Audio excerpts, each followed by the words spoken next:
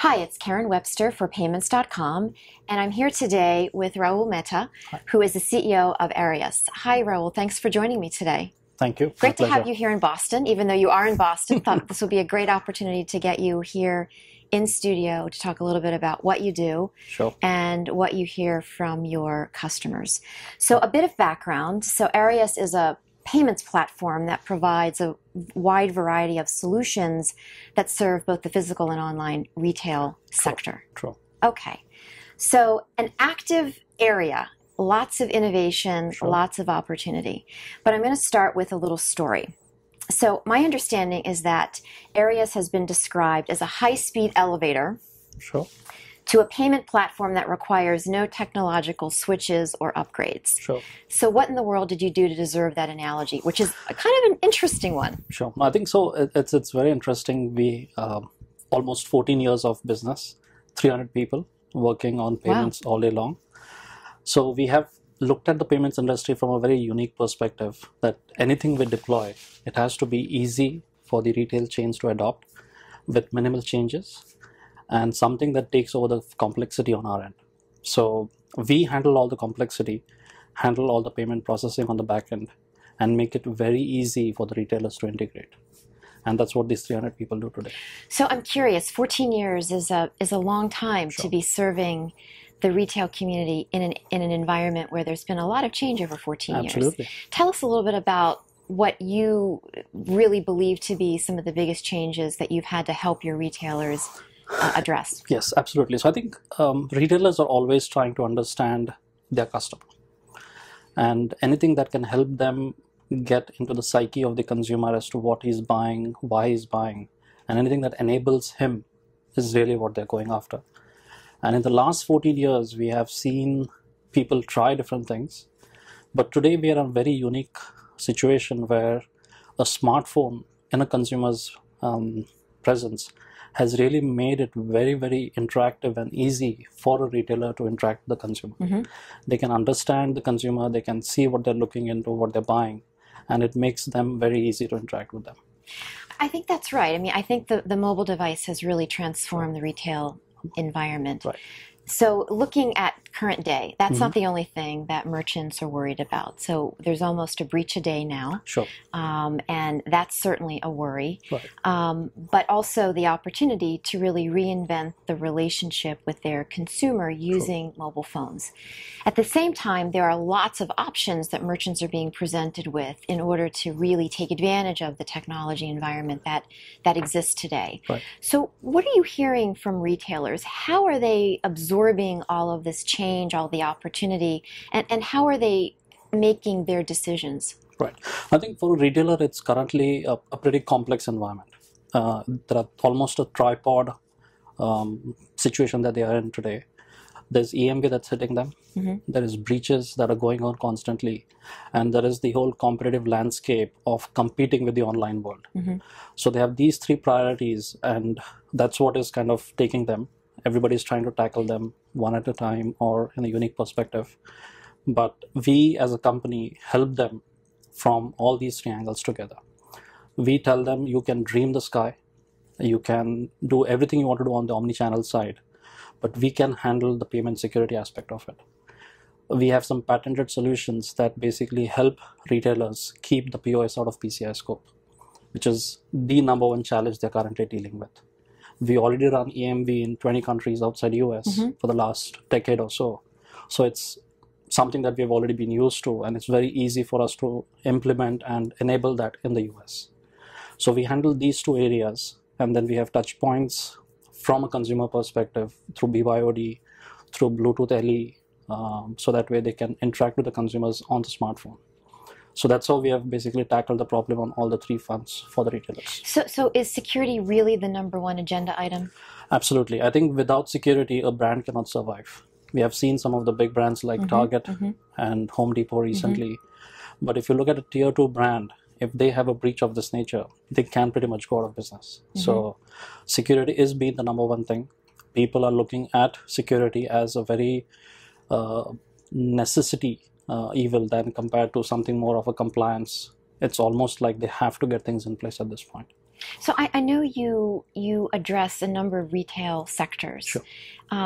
How does that conversation differ across retail sectors? So, for example, restaurants may Sure. have a different set of concerns Sure. than a specialty retailer. Talk a little bit about that. It's actually very interesting. It's not even the vertical. It's even retailers in the same spectrum have very unique challenges they have to address. So this morning we had a meeting with one of the largest stationery retail chains, and for them it's not just about consumer checkout, but it's about the copy machine in the store. It's about the kiosk in the store. So for somebody like them, they have to address security from not just the checkout perspective of it, but everything that a consumer can swipe a credit card in the store. Interesting. So it's very unique. You basically cannot go with one solution fits all type of a model here. You have to get into the depth and the breadth of a given client to really go through it. Well, and what they're willing to enable their consumers to do, Absolutely. because a lot of merchants are trying to enable consumers to do more of their own checkout. Correct. So that presents, I would think, a whole another layer of complexity. How do you help retailers manage that whole process? Sure. So today, if you see, technology is far advanced and it can get creepy also at points. So retailers have to maintain that balance. Recently, we enabled a gas chain in the Northeast where you can use your smartphone at a gas station and basically enable the pump, do the complete fueling right off your smartphone. So from a consumer perspective, when they see value, comfort, convenience of shopping and delivery, they are easy to adapt and willing to go after that particular side of it. So I know you also serve retailers around the world. Sure. And a lot of people have said the US is way behind. Right. What's your perspective on that?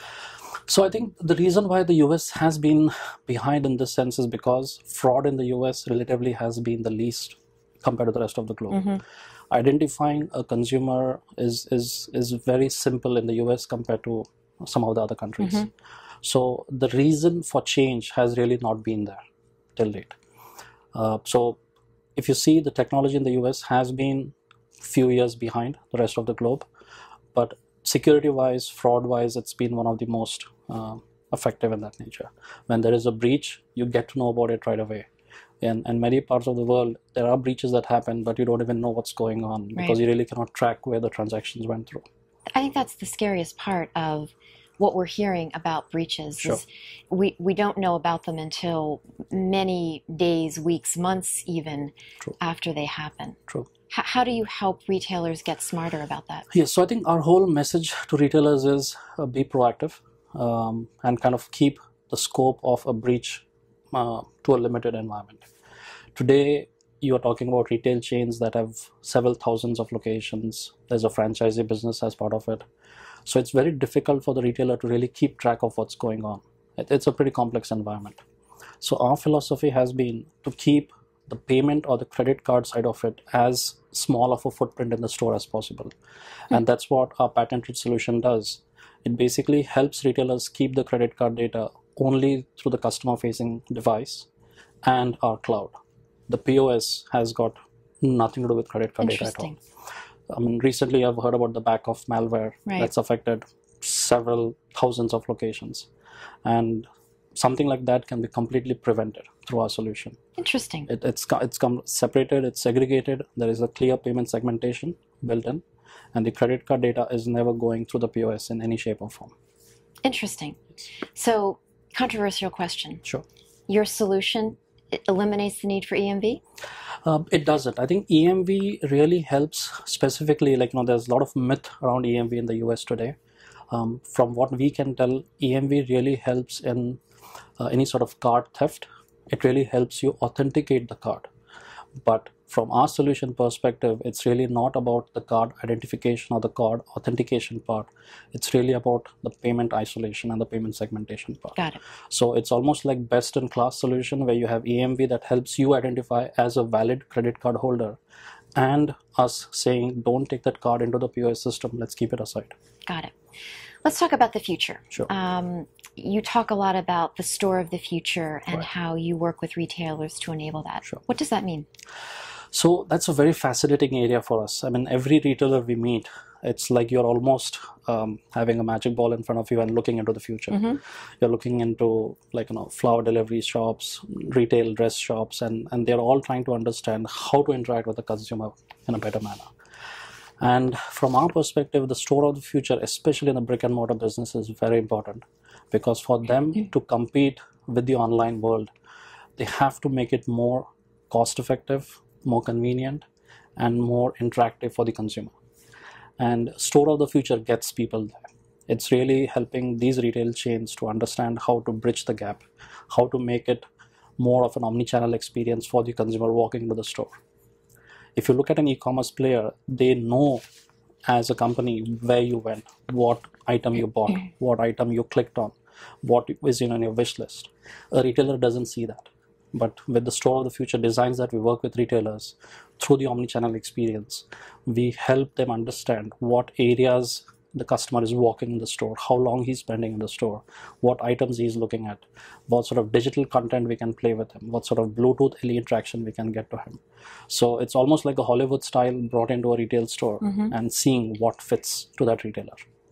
It's funny, I was talking to someone the other day and I said, it's almost like we're trying to replicate the experience of the very small Main Street merchant who knows the customer, knows that how frequently they come in, knows their name, knows what they buy, knows their favorite things. They have had an advantage in an environment of brick and mortar because they've had that physical interaction. Very true. And now technology can deliver that to any retailer that wants to take advantage of it. It's kind of an interesting way to think about the store of the future concept. True. And I think big data has got a lot to do with this. The whole real-time analytics and understanding what you purchased, what is your choice of items, what you're probably looking at doing. Big data helps to crunch that information and present that to you in a real-time manner, which something was not possible a few years ago. So as I said, it's a very interesting times. We're looking at smartphones, we're looking at big data, we're looking at cloud solutions that really help get a lot of this data crunching done in real time for you. And how does your platform support all of this? So we spend quite a bit of time putting all these backend systems in place for clients, mostly on the big data side, on the payment side, on the omni-channel interface side of it. So our philosophy is to provide the front end with an existing customer's backend system. So they have systems running for order management, they have systems running for guest checkout. We simply put a layer on top of it to make it more omni-channel experienced for them from that aspect. You know, there are so many players in this space now that all sound very similar. Right. How do you differentiate what you do when you talk to your retailers? Absolutely. So I think the main thing is the word omni-channel, or this whole experience, is being overused I agree. Very confusing also to some extent.